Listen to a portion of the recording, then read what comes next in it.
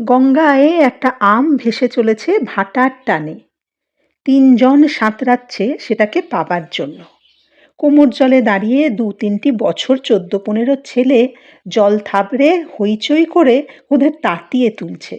সমানে সমানে ওরা যাচ্ছে, মাথা তিনটে দুধারে নাড়াতে নাড়াতে, কোনোই না ভেঙে সোজা হাত বৈঠার মতো চালিয়ে ওরা আমটাকে তাড়া করেছে। হঠাৎ ওদের একজন একটু একটু করে এগিয়ে যেতে শুরু করলো, অন্য দুজনকে পিছনে ফেলে। তখনই চিৎকার উঠল, কোনি কোনি। পিছিয়ে পড়া দুজনও গতি বাড়ালো। আমটা প্রায় প্রথম ছেলেটির মুঠোয় এসে গেছে। হঠাৎ সে থমকে গেল, হাত ছুটছে কিন্তু এগোলো না। বার দুয়েক তার মাথাটা জলে ডুবলো। তারপর সে রাগে চিৎকার করে ঘুরে গিয়ে লাথি ছুড়ল। ততক্ষণে পিছন থেকে একজন ওকে অতিক্রম করে আমটা ধরে ফেলেছে।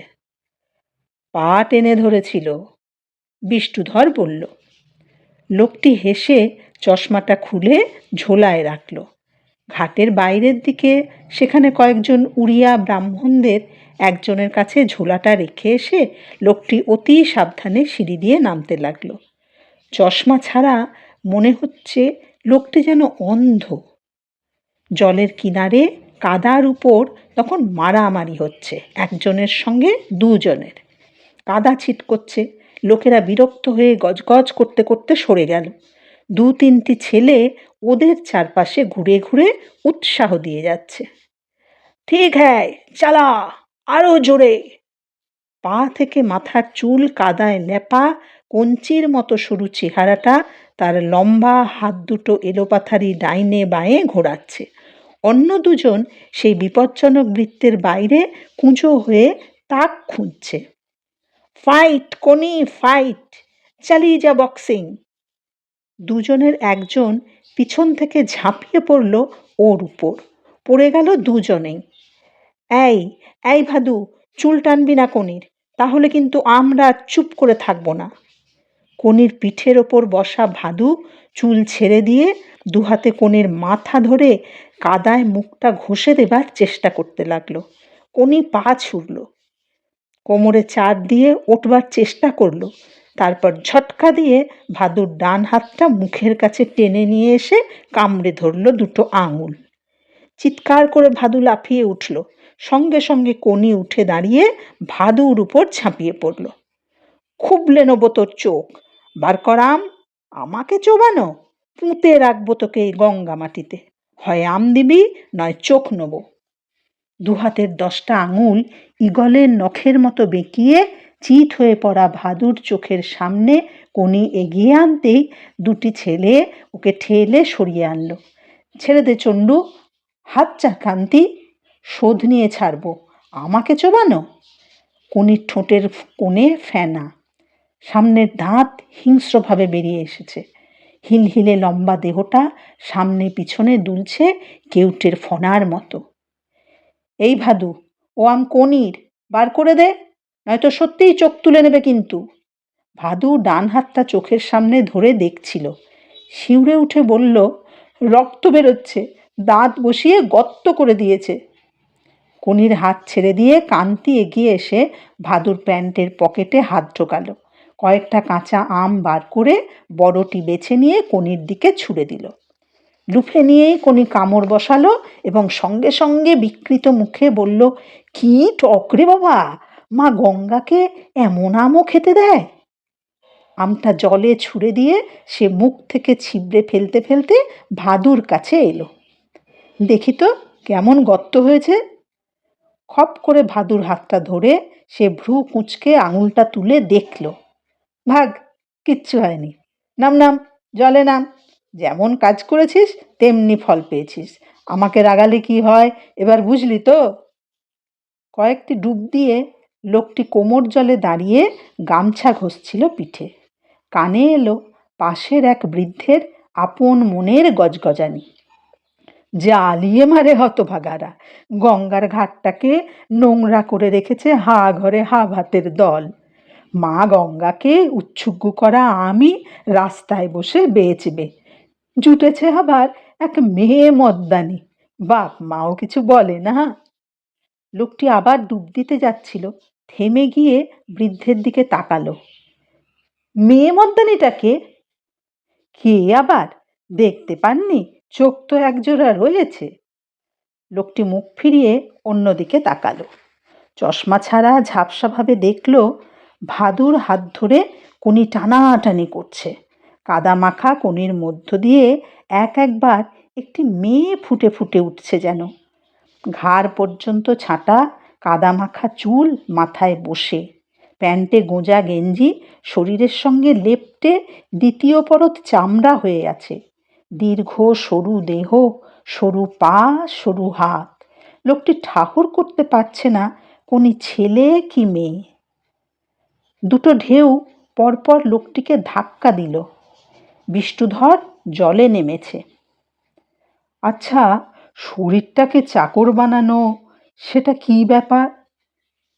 সোজা ব্যাপার। লোহা চিবিয়ে খেয়ে হুকুম করবেন হজম করো, পাকস্থলী হজম করবে। বলবেন 5 মাইল হাঁটিয়ে নিয়ে চলো, পা জোড়া অমনি পৌঁছে দেবে। শখ হলো গাছের ডাল ধরে ঝুলবেন, হাত দুটো আপনাকে ঝুলিয়ে রেখে দেবে। এই সব আর কি। লোকটি জল থেকে উঠে আলতোভাবে মাটির ওপর দিয়ে হেঁটে সিঁড়িতে দাঁড়ালো। ভিজে গামছাটা নিংড়ে পায়ে লাগা মাটি ধুয়ে গঙ্গার দিকে তাকালো। ঝাপসাভাবে দেখল পাড়ের কাছে জলে কিলবিল করছে মানুষ। তার মধ্যে কনিকে চিনে নেওয়া সম্ভব হলো না। লুঙ্গি ও পাঞ্জাবি পরে, ঝোলা কাঁধে চশমা মুছতে মুছতে লোকটি একবার সিঁড়ির মাথায় এসে দাঁড়ালো। চশমা চোখে দিয়ে পাড়ের ডাইনে বাঁয়ে তাকালো। হঠাৎ নজরে এলো গঙ্গার বুকে 4টি কালো ফুটকি।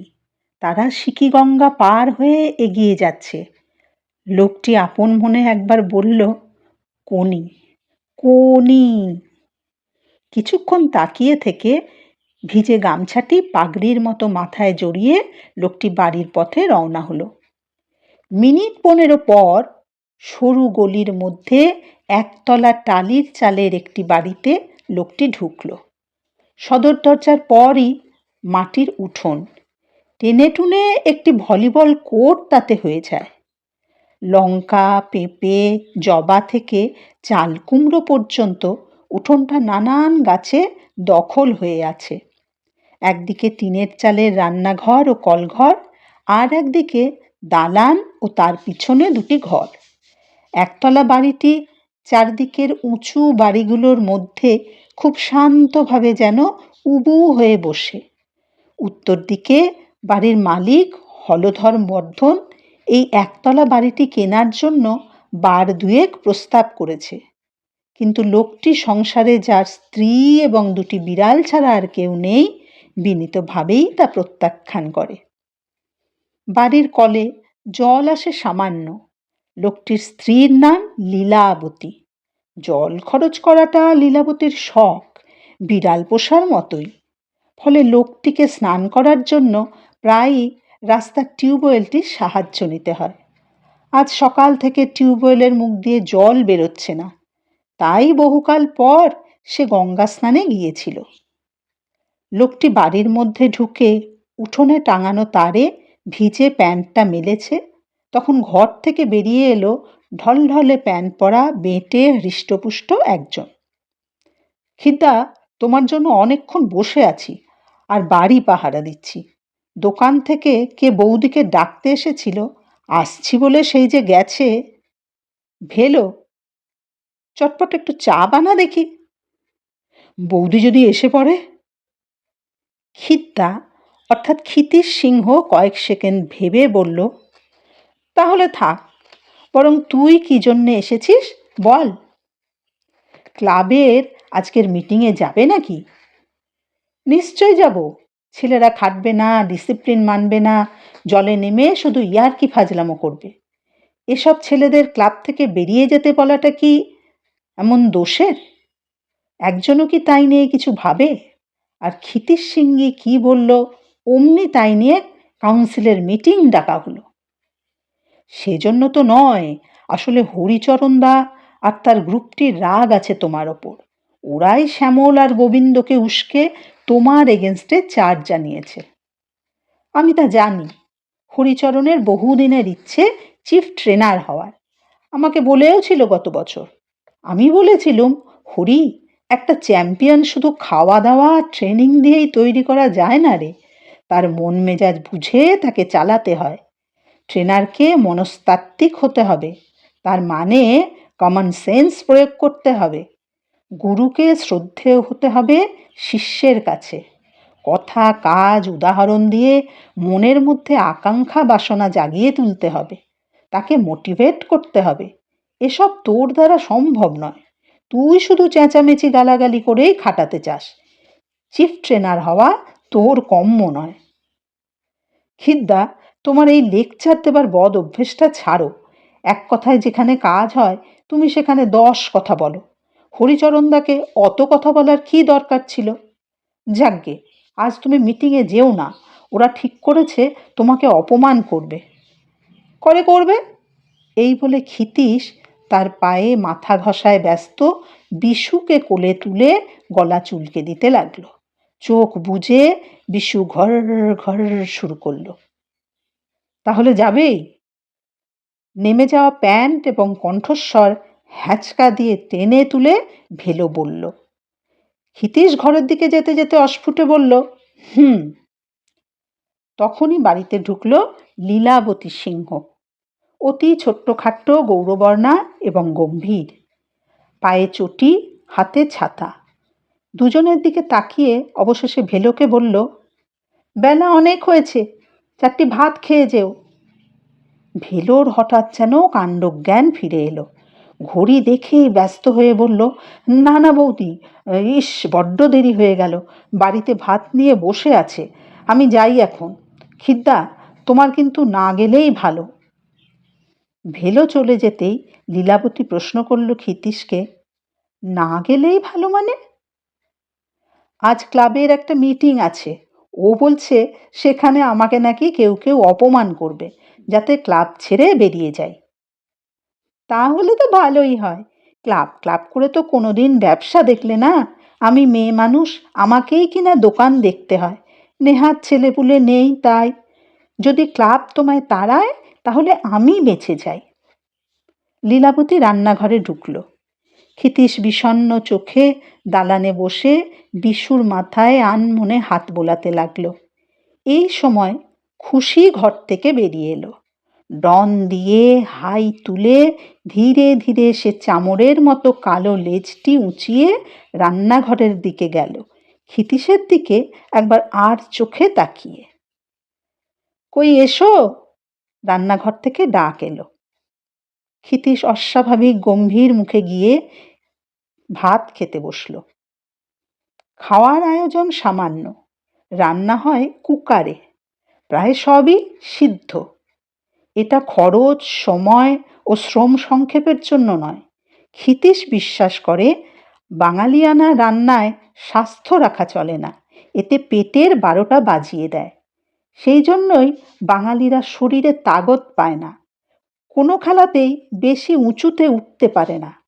খাদ্যপ্রাণ যথাসম্ভব অটুট থাকে সিদ্ধ করে খেলে, এবং সর্বাধিক প্রোটিন ও ভিটামিন পাওয়া যায় এমন খাদ্যই খাওয়া উচিত। প্রথম দিকে লীলাবতী বিদ্রোহী হয়েছিল সর্ষে বাটা, শুকনো লঙ্কা বাটা, পাঁচফোড়ন, জিরে, ধনে প্রভৃতি বস্তুগুলি রান্নায় ব্যবহারের সুযোগ হারিয়ে। তুমুল ঝগড়া এবং 3 দিন অনশন সত্যাগ্রহেও কাজ হয়নি। ক্ষিতীশ তার সিদ্ধান্তে গোয়ারের মতো অটল থাকে। তার এক কথা, শরীরের নাম মহাশয়, যা সহাবে তাই সয়। অবশেষে লীলাবতী সপ্তাহে একদিন সর্ষে ও লঙ্কা বাটা ব্যবহারের অনুমতি পায়, শুধুমাত্র নিজের খাবারের জন্য। ক্ষিতীশ কখনো যজ্ঞী বাড়ির নিমন্ত্রণে যায় না। ক্লাবের ছেলে মেয়েদের সে প্রায়ই শোনায়। ডাক্তার রায় বলতেন, বিয়ে বাড়ির একটা নেমন্তন্ন খাওয়া মানে 1 বছরের আয়ু কমে যাওয়া। বড় খাঁটি কথা বলে গেছেন। ক্ষিতীশ কথা না বলে খাওয়া শেষ করল। ও যে রাগ করেছে লীলাবতী বুঝতে পেরেছে। বলল, ক্লাব থেকে তাড়াবে কেন? কি দোষ করলে? ক্ষিতীশ পাল্টা প্রশ্ন করল, তুমি এখন আবার দোকানে গেছিলে কেন? গ্রে স্ট্রিটে ট্রাম লাইন ঘেঁষে এক ফালি ঘরে দোকানটি। নাম প্রজাপতি। আগে নাম ছিল সিনহা টেলারিং। দুটি দর্জিতে জামা প্যান্ট তৈরি করত, আর দেয়াল আলমারিতে ছিল কিছু সিনথেটিক কাপড়। ক্ষিতীশ তখন দোকান চালাতো। দিনে 2 ঘন্টাও দোকানে বসতো না। দুপুর বাদে তাকে সর্বদাই পাওয়া যেত জুপিটার সুইমিং ক্লাবে। তারপর একদিন সে আবিষ্কার করল আলমারির কাপড় অর্ধেকেরও বেশি অদৃশ্য হয়েছে। দোকানের ভাড়া 4 মাস বাকি এবং লাভের বদলে লোকসান শুরু হয়েছে। তখনই লীলাবতী হস্তক্ষেপ করে দোকানের দায়িত্ব নেয়। টেলারিং ডিপ্লোমা পাওয়া 2টি মহিলাকে নিয়ে সে দোকানটিকে ঢেলে সাজায় নিজের গহনা বাঁধা দিয়ে। নাম দেয় প্রজাপতি। পুরুষদের পোশাক তৈরি বন্ধ করে দিয়ে শুধুমাত্র মেয়েদের এবং বাচ্চাদের পোশাক তৈরি শুরু করে। দোকানে পুরুষ কর্মচারী নেই এবং 4 বছরের মধ্যেই প্রজাপতি ডানা মেলে দিয়েছে। আগে 3 দিনে ব্লাউজ তৈরি করে দেওয়া হতো, এখন 10 দিনের আগে সম্ভব হচ্ছে না। লীলাবতী তার গহনাগুলির অর্ধেকই ফিরিয়ে এনেছে। এখন তো আর জায়গায় কুলোয় না, তাই বড় ঘর খুঁজছি। হাতিবাগানের মোড়ে একটা খোঁজ পাওয়া গেছে। আমাদেরই এক খদ্দেরের বাড়ি। বাড়ির গিন্নি এসেছিল মেয়ের ফ্রক করাতে, তাই গেছিলুম কথা বলতে। লীলাবতী এঁটো থালাটা টেনে নিয়ে তাতে ভাত বেড়ে ডাল মাখতে মাখতে বলল। ক্ষিতীশের প্রবল আপত্তি ছিল তার খাওয়া থালায় লীলাবতীর খাওয়ায়। আনহাইজিনিক এইসব কুসংস্কারেই বাঙালি জাতটা গোল্লায় গেল, এই বলে ক্ষিতীশ তর্ক শুরু করেছিল।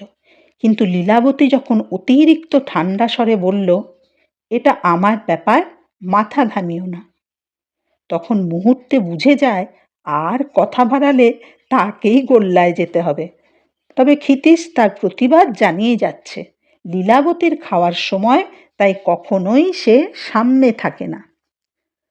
শোবার ঘরের দেয়ালে ক্ষিতীশের বাবা মা, ধ্যানমগ্ন মহাদেব, কুরুক্ষেত্রে অর্জুনের সারথি শ্রীকৃষ্ণ এবং ম্যাগাজিন থেকে কেটে বাঁধানো মেডেল গলায় ডন সোলান্ডার ও ভিক্টরি স্ট্যান্ডে 2 হাত তুলে দাঁড়ানো ডন ফ্রেজারের ছবি পাশাপাশি টাঙানো। এছাড়া আছে সাধারণত যা থাকে, খাট, আলমারি, বাক্স, আলনা এবং টুকিটাকি সাংসারিক জিনিস। পাশের ঘরে বই, ম্যাগাজিন, একটা তক্তপোষ এবং তার নিচে ট্রেনিংয়ের জন্য রবারের দড়ি, স্প্রিং, লোহা ছাড়া আর কিছু নেই। এই ঘরে ক্ষিতীশ দুপুরে 1 ঘন্টা ঘুমোয়। পাখা নেই, বিছানা নেই। ওর মতে চ্যাম্পিয়ন হতে গেলে শিষ্যকেই নয়, গুরুকেও কঠোর জীবনযাপন করতে হবে। অবশ্য তার কোনো শিষ্য নেই। তক্তপোষে শুয়ে চোখ বুজে ক্ষিতীশ দীর্ঘশ্বাস ফেলল। শিষ্য কোথায়? ঘুম আসার ঠিক আগের মুহূর্তে ক্ষিতীশের আবছা চেতনায় ফুটে উঠল লম্বা 2টো হাত বৈঠার মতো গঙ্গার জলে উঠছে আর পড়ছে। মিলিয়ে গিয়ে নতুন আর একটি ছবি সে দেখল। ফনা তোলা কেউটের মতো হিলহিলে কাদায় লেপা সরু একটা দেহ, লম্বা লম্বা হাত এলোপাথারি ডাইনে বাঁয়ে ঘোরাচ্ছে। ফাইট কোনি, ফাইট! ঘুমিয়ে পড়ার আগে ক্ষিতীশ অকারণেই অস্ফুটে উচ্চারণ করল, কোনি। সম্ভবত নামটা তার ভালো লেগেছে।